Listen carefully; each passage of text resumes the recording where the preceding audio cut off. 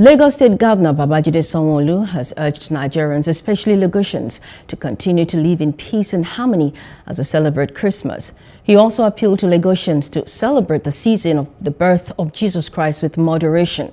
Governor Sanwo-Olu, in his Christmas message, reiterated his administration's commitment to delivering more dividends of democracy to residents of the state in the years ahead.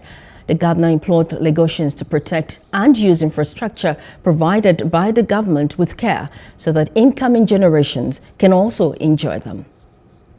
Once again, is just to thank God for the year that's coming to an end.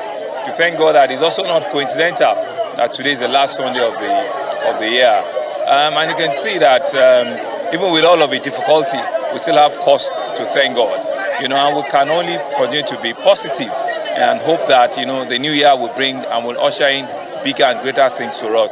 And if you still also look around, even here in Marina, you can see a new skyline here, which propels into a new transportation infrastructure. And these are some of the great things that will also be happening into the new year that are great. So I want to wish all of us the very, very best. Hello. Hope you enjoyed the news. Please do subscribe to our YouTube channel and don't forget to hit the notification button so you get notified about fresh news updates.